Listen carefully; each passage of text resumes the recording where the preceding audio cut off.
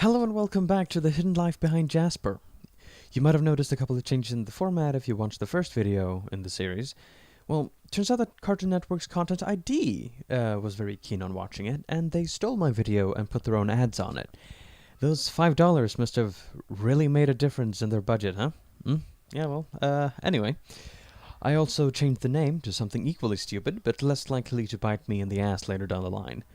And the most noticeable difference would be that I have a presentator persona to help me avoid content ID matchings next time. It's been a little while, but hopefully I will be able to put out content a bit more frequently, so hopefully you'll stay tuned in the future. Well, without further ado, here's part 2. If you haven't seen part 1, I suggest watching it first, because it lays the groundwork for this video. Okay, so here comes the main question of the video. What did Jasper's time as Lapis Lazuli's prisoner do to her psyche, and why did she want to go back after they were separated?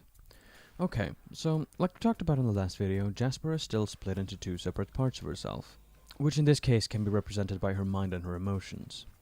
But because she is weighed down by emotions of guilt and insecurity, she pushes away all of her feelings to keep herself mentally stable, and uses brute force to compensate for her emotional vulnerableness. And as we also discussed, this obviously has a significant effect on her behavior, and makes her suppressed emotions manifest negatively in her aggression and abusiveness towards those around her.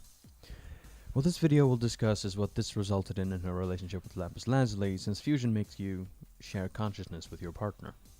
Alright, so to start things off, I should give a little background on Lapis Lazuli. To quickly summarize Lapis' motivations. So, Lapis had a pretty shit life until this point, all caused by bad luck and Homeworld falsely branding her a traitor and then throwing her aside like a wet sock to the crystal gems.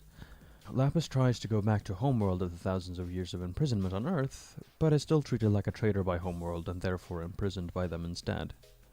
Jasper becomes Lapis' jailer. Jasper starts treating Lapis like garbage, because that's sort of what she does. And Lapis starts to give up on ever wanting to return to Homeworld, and becomes less and less able to set aside her anger and frustration with Homeworld.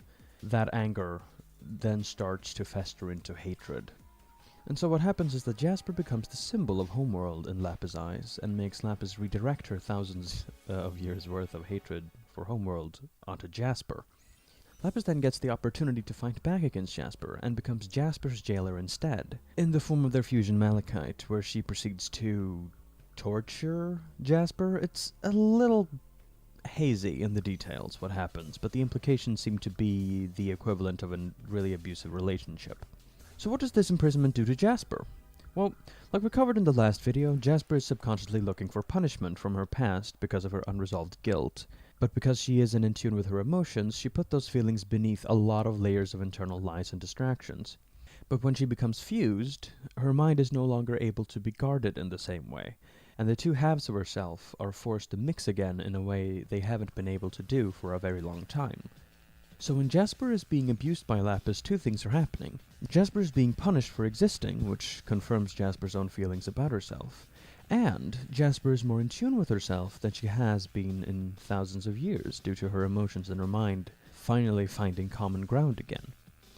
So, what Jasper feels when she is with Lapis is a person who understands her better than anyone else, and is able to make her feel like herself.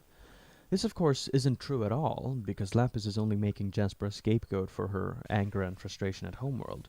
But to Jasper, it's a life-changing and transformative experience where she builds a codependent bond with Lapis.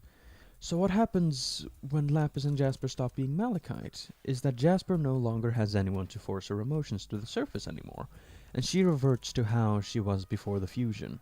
But at that point she has gotten a taste of what intimacy, however twisted, can do to a person, and there's no longer any turning back for her at that point. So Jasper begs Lapis to take her back because Lapis made her feel complete and was able to punish her the way she felt she deserved. But Lapis rejects her because she doesn't need that outlet anymore. She has been able to release that anger somewhat, and now she has to try to pick up the pieces of who she is, because everything she's been for such a long time has just been this want for Homeworld, and when she finally gave up on it, she had nothing. But that's maybe a topic for another video, I don't know, if you want it. But the rejection leads to the downward spiral of anger and confusion that led to Jasper harassing Amethyst as much as he did. But that is the topic of the next video. Until next time, thank you for watching.